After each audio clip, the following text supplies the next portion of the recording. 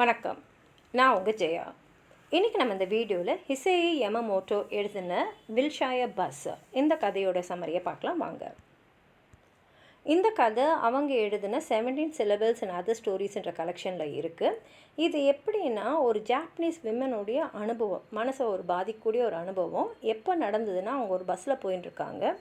அப்போது ஒரு குடிக்கார யோசனையே இல்லாமல் பேசுகிற ஒரு மனுஷன், அவன் அதே பஸ்ஸில் வர ஒரு வயதான சைனீஸ் தம்பதிகளை அவங்களுடைய நாட்டை பற்றி, அதாவது நாட்டை வச்சு அவங்கள வெறுப்பேற்றுற மாதிரி பேசுகிறான்.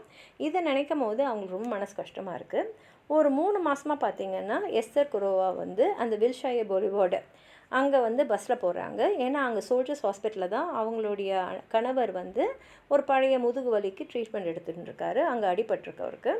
இப்போ அவங்க பஸ்ஸில் வெட்னஸ்டேஸ்லாம் போயிடுவாங்க. சண்டேஸ் அவங்க ஃப்ரெண்ட்ஸ் ட்ராப் பண்ணுவாங்க.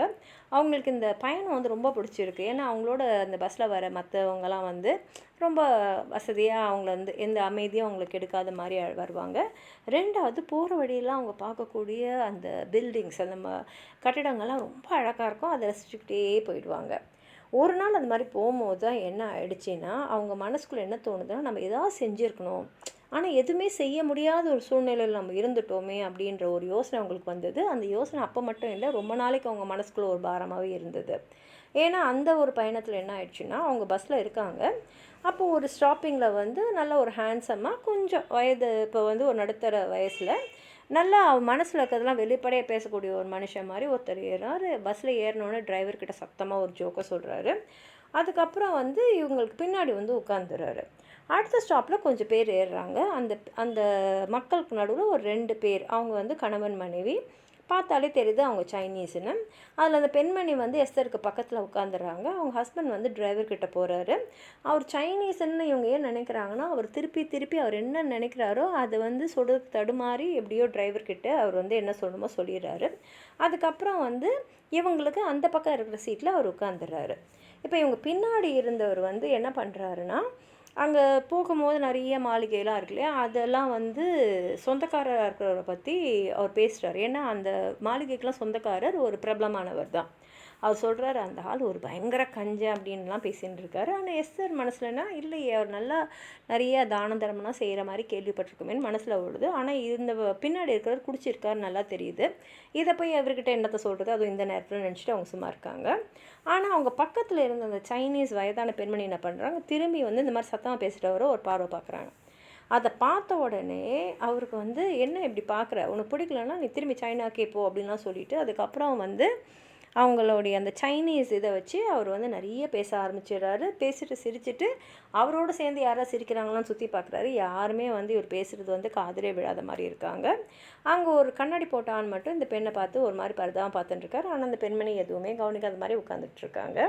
எஸ்தரும் ஜன்னலுக்கு வெளியில் பார்த்துக்கினே இருக்க மாதிரி இருக்காங்க. இதுக்கும் எனக்கும் சம்மந்தம் இல்லை மாதிரி உட்காந்துட்டுருக்காங்க.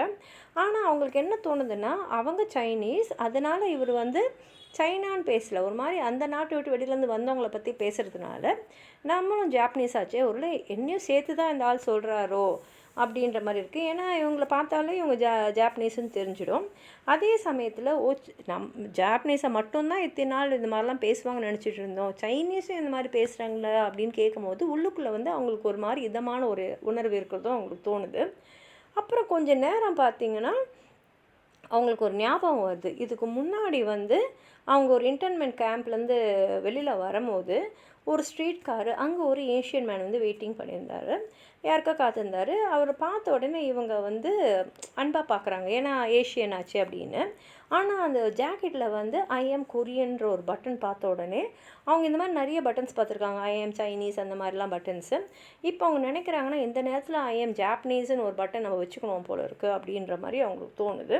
இப்போது அவங்க என்ன யோசிக்கிறாங்கன்னா, நம்ம இந்த நேரத்தில் நம்ம எதுவுமே செய்ய முடியாத இயலாமையில் இருக்கோன்னு சொல்லிட்டு பக்கத்தில் அந்த பெண்மணி பார்த்து ஒரு புன்னகை பூக்குறாங்க. ஆனால் அந்த பெண்மணி எதையும் பார்க்காம அப்படியே முகத்தை அப்படியே உருன்னு வச்சு உட்காந்துட்டுருக்காங்க.